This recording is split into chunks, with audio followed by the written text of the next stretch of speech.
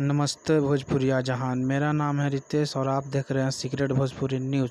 तो सबसे पहले चैनल को सब्सक्राइब कीजिए सटीक न्यूज़ पाने के लिए।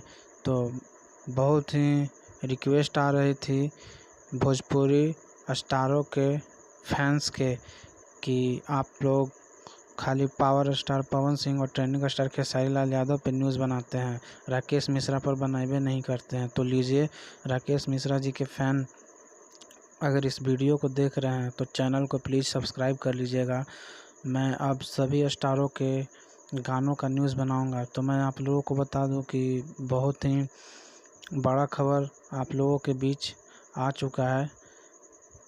राकेश मिश्रा चॉकलेटी स्टार के गाने कल सुबह 6:45 में राम म्यूज़िक वर्ल्ड से, जी हाँ आप लोगों ने सही सुना, राम म्यूज़िक वर्ल्ड से आप लोगों के बीच कल सुबह 6:45 में आप लोगों के बीच जिसका टाइटल है दूल्हा करिया भैंसा है, आप लोगों के बीच कल सुबह 6:45 में, जी हाँ मैं एक ही बात को बार बार रिपीट कर रहा हूँ, 6:45 में कल सुबह दूल्हा करिया भैंसा है कॉमेडी भरपूर सॉन्ग आप लोगों के बीच आने वाला है, जो कि बहुत ही बवाल मचाएगा, धमाल मचाएगा। वीडियो अच्छा लगा तो चैनल को सब्सक्राइब कर लीजिएगा।